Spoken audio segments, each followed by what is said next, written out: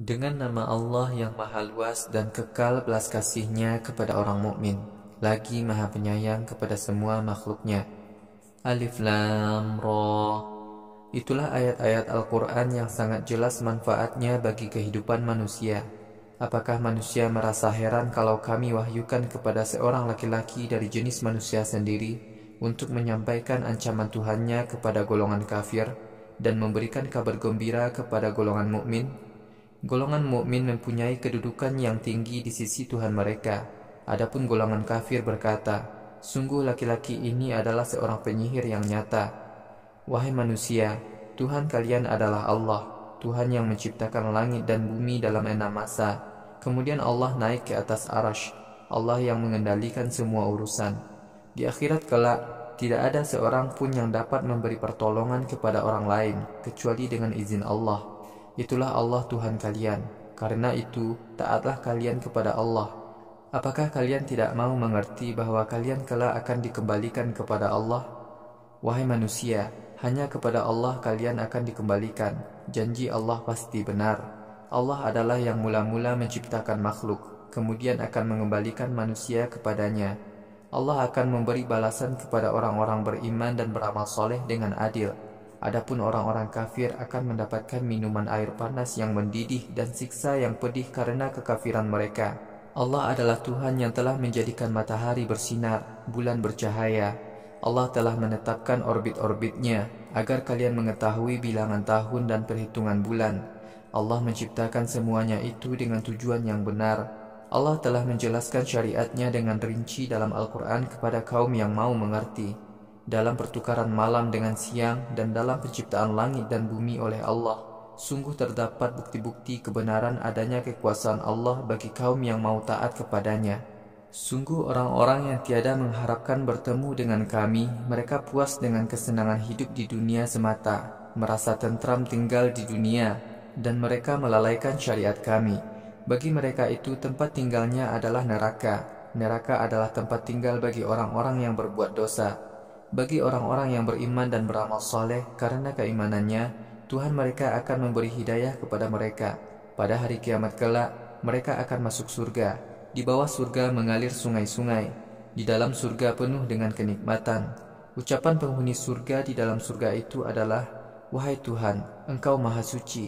Ucapan penghormatan sesama mereka di dalam surga adalah, semoga kita semua selamat. Sedangkan akhir ucapan mereka adalah, segala ungkapan puji dan syukur hanyalah berhak ditujukan kepada Allah, Tuhan yang menguasai seluruh alam.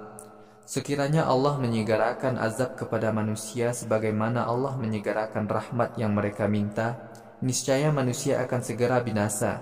Kami biarkan orang-orang yang tidak mengharap bertemu dengan kami itu hidup dalam kebingungan karena kekafiran mereka. Bila malapetaka menimpa manusia, dia memohon kepada kami dengan berbaring atau duduk, atau dengan berdiri. Ketika kami singkirkan bencana itu dari dirinya, dia melenggang begitu saja, seolah-olah tidak pernah memohon kepada kami untuk dilepaskan dari bencana yang menimpanya. Sikap kufur manusia semacam itu dianggap baik oleh orang-orang yang durhaka kepada Allah. Wahai kaum kafir Quraisy, kami telah binasakan umat-umat pada masa-masa sebelum kalian, karena mereka telah berbuat zalim. Setelah Rasul-Rasul datang kepada mereka dengan membawa bukti-bukti kebenaran, mereka sama sekali tidak mau beriman. Demikianlah kami timpakan azab kepada kaum yang berbuat dosa.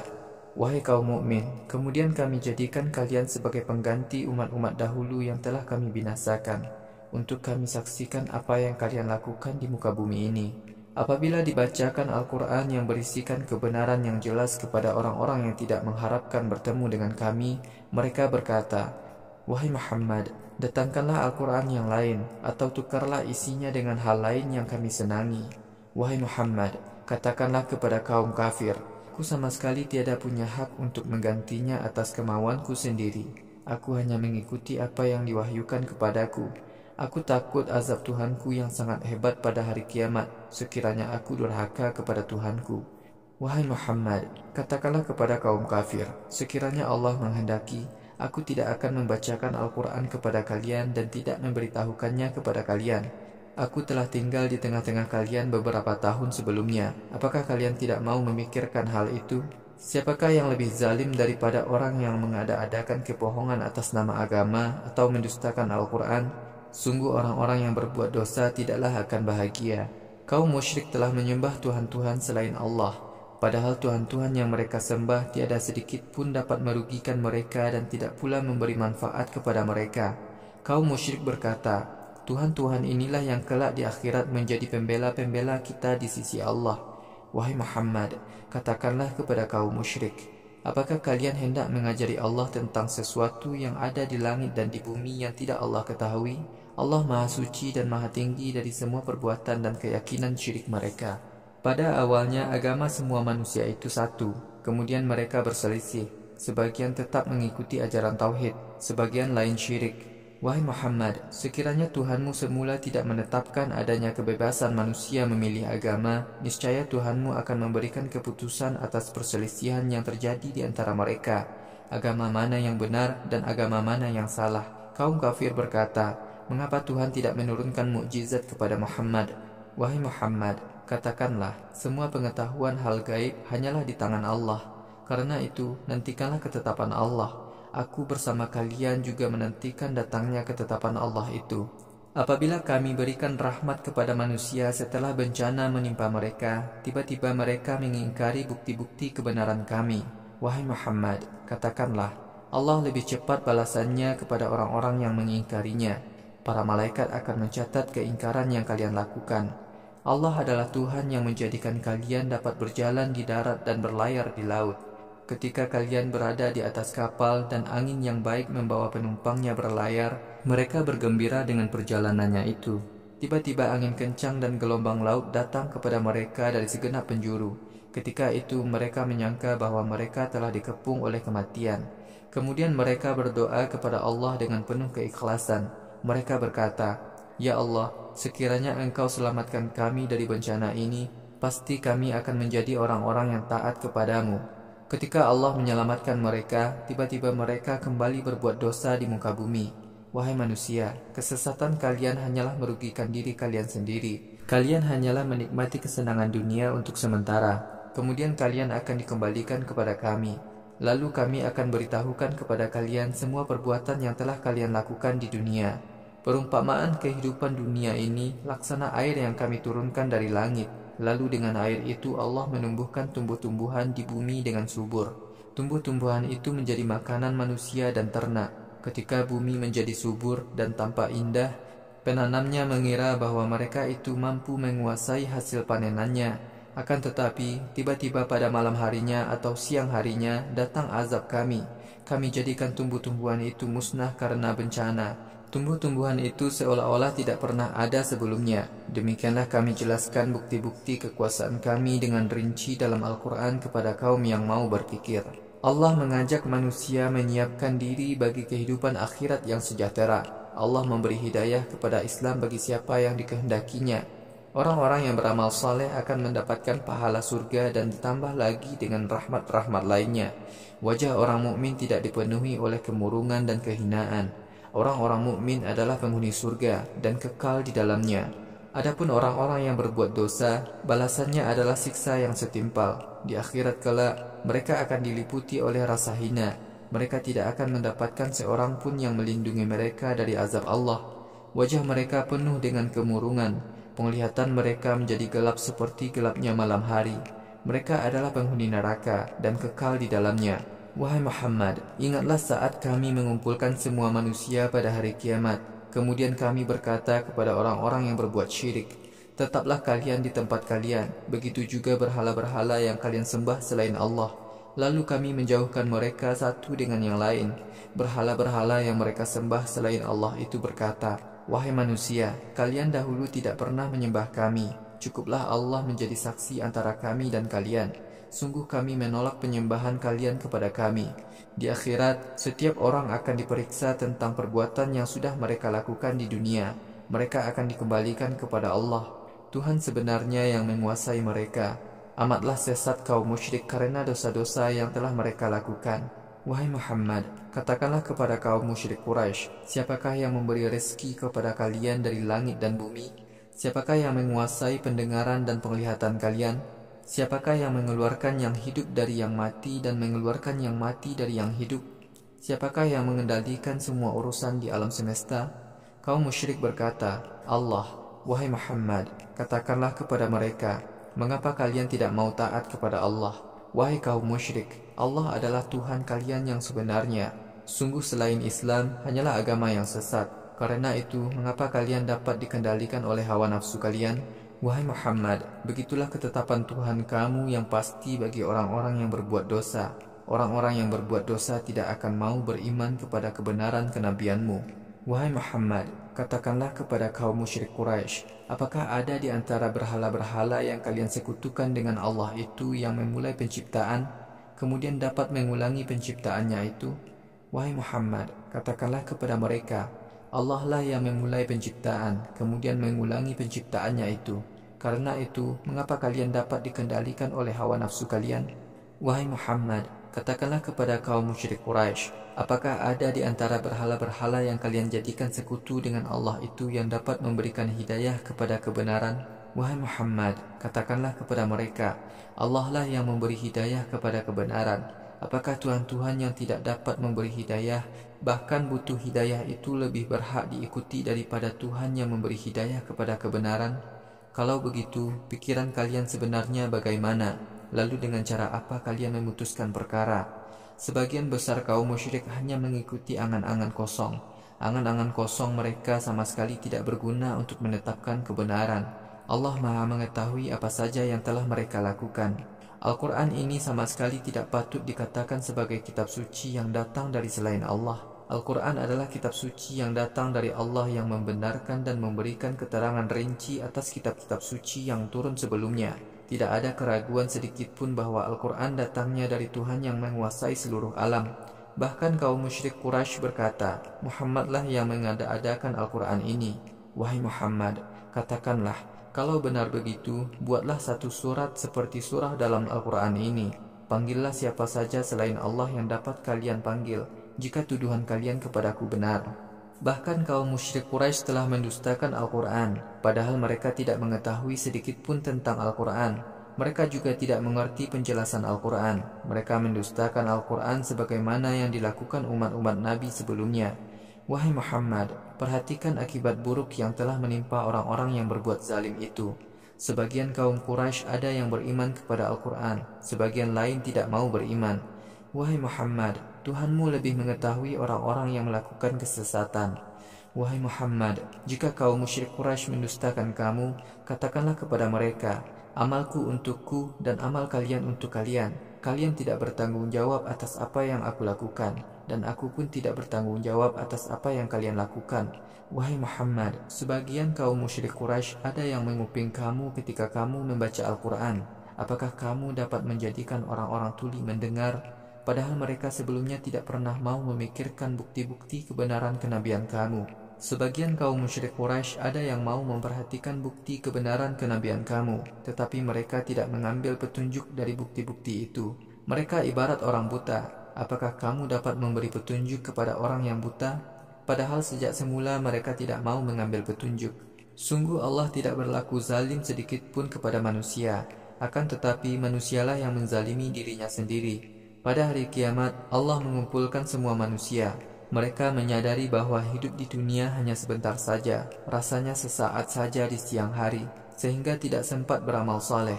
Mereka saling berkenalan. Sungguh orang-orang yang mendustakan hari kiamat saat manusia bertemu dengan Allah adalah orang-orang yang sangat rugi. Mereka tidak akan pernah memperoleh hidayah.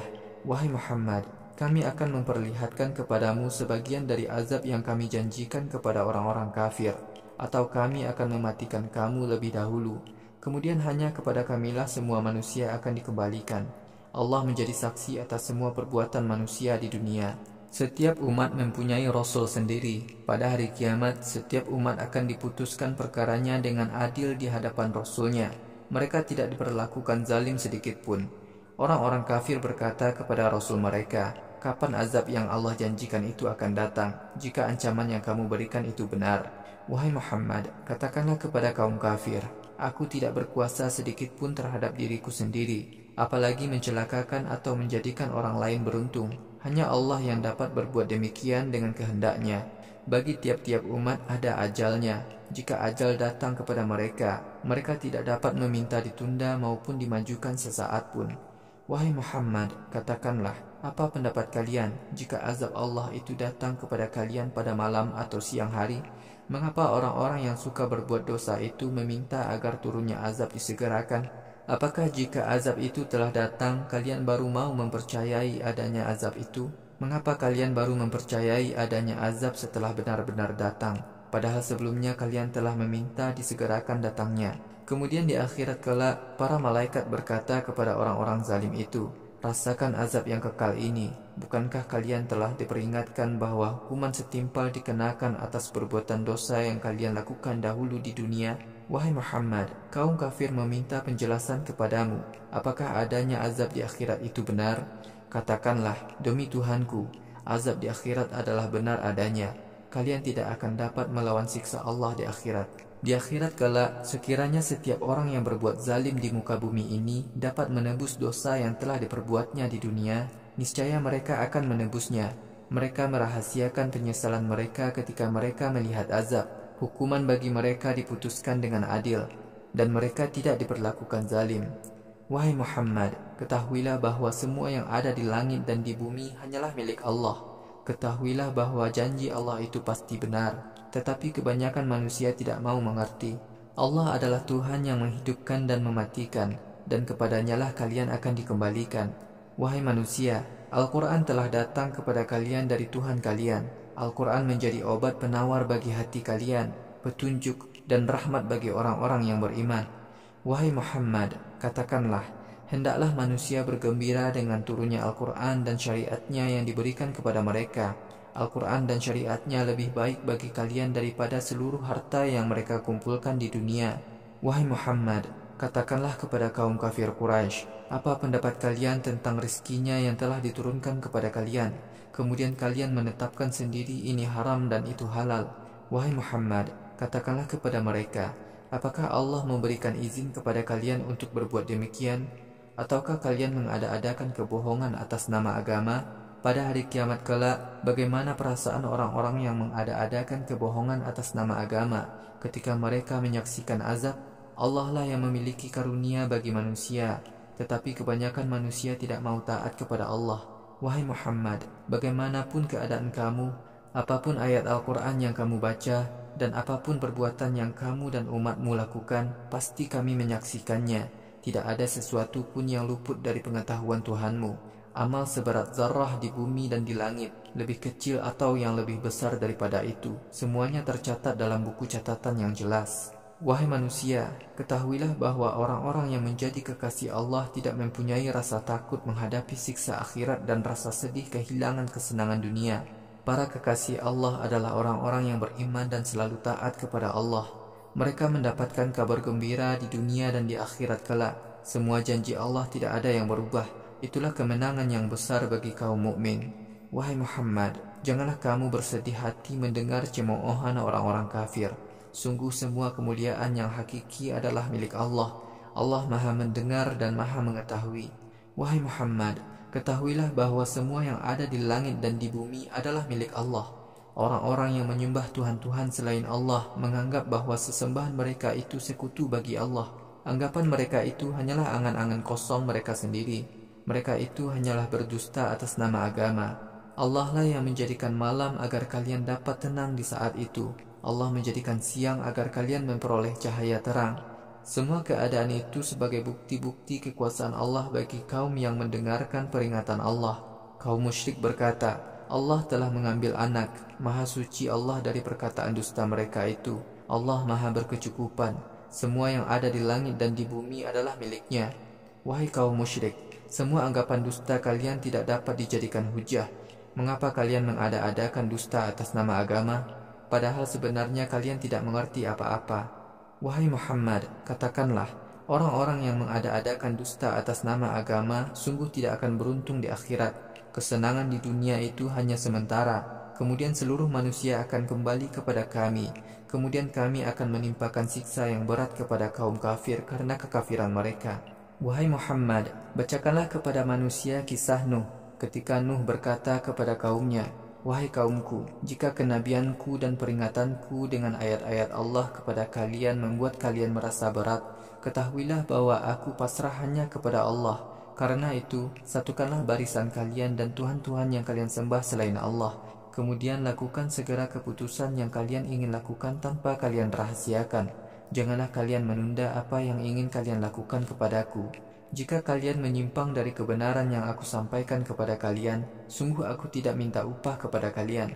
Upahku hanyalah dari Allah. Aku diperintahkan untuk menjadi orang-orang yang tunduk kepadanya. Kaum Nuh mendustakan Nuh, lalu kami selamatkan Nuh dan para pengikutnya di dalam kapalnya. Kami jadikan para pengikut Nuh pengganti dari umat yang telah musnah. Kami tenggelamkan orang-orang yang mendustakan ayat-ayat kami. Wahai Muhammad, karena itu perhatikanlah akibat buruk orang-orang yang tidak mau diperingatkan oleh Rasulnya. Kemudian kami mengutus beberapa orang Rasul sesudah Nuh kepada kaum mereka. Para Rasul datang dengan membawa bukti kebenaran, namun kaumnya tidak mau beriman kepada bukti-bukti kebenaran itu, karena sejak semula mereka telah mendustakannya. Demikianlah tabiat kaum kafir.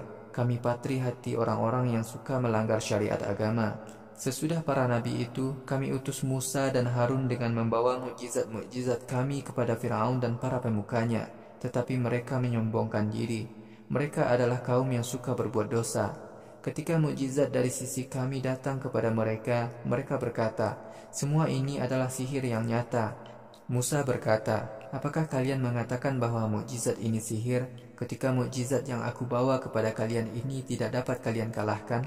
Padahal para ahli sihir tidaklah akan mendapatkan kemenangan. Firaun dan para pembesarnya berkata, "Wahai Musa, apakah kamu datang kepada kami untuk mengganti semua tradisi yang telah kami peroleh dari nenek moyang kami, dan agar kamu dan Harun menjadi penguasa di negeri Mesir? Padahal kami sama sekali tidak mau beriman kepada kamu berdua." Firaun berkata kepada para pembesarnya, "Bawalah kepadaku semua ahli sihir yang amat ahli." Ketika para ahli sihir itu datang, Musa berkata kepada mereka, "Keluarkanlah sihir yang ingin kalian keluarkan." Ketika para ahli sihir telah mengeluarkan sihirnya, Musa berkata, "Apa-apa yang kalian lakukan ini adalah sihir. Allah akan menghancurkan sihir kalian. Allah tidak akan menjadikan baik perbuatan orang-orang yang suka melakukan kerusakan di muka bumi. Allah menguatkan kebenaran dengan perintahnya, sekalipun orang-orang yang senang berbuat dosa membencinya." Tidak ada orang yang mau beriman kepada Musa kecuali beberapa orang keluarga dari kaumnya. Mereka beriman dengan perasaan takut kepada Firaun dan para pemukanya. Mereka khawatir mendapatkan siksa dari Firaun. Firaun adalah orang yang suka berbuat sewenang-wenang di muka bumi. Firaun termasuk orang yang suka melawan kebenaran. Musa berkata kepada kaumnya, "Wahai kaumku, jika kalian benar-benar beriman kepada Allah, hendaklah kalian bertawakal kepadanya, jika kalian benar-benar muslim." Kaumnya berkata, "Kami bertawakal kepada Allah Tuhan kami. Karena itu, janganlah engkau jadikan kami sebagai sasaran penganiayaan oleh kaum yang berlaku zalim. Wahai Tuhan, selamatkanlah kami dengan rahmat-Mu dari siksaan kaum yang kafir." Kami wahyukan kepada Musa dan saudaranya, "Ambillah beberapa rumah di negeri Mesir untuk tempat tinggal bagi kaum-kamu berdua, dan jadikanlah rumah-rumah itu tempat ibadah. Laksanakanlah sholat. Berilah kabar gembira kepada orang-orang yang beriman." Musa berkata, "Wahai Tuhan kami, Engkau telah memberikan perhiasan dan harta dalam kehidupan dunia kepada Firaun dan para pemukanya. Wahai Tuhan kami, mereka telah menyesatkan manusia dari agama-Mu.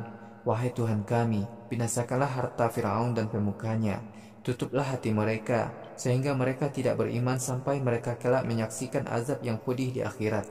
Allah berfirman, "Wahai Musa dan Harun, permohonan kamu berdua telah dikabulkan. Karena itu, bersikap teguhlah kamu berdua.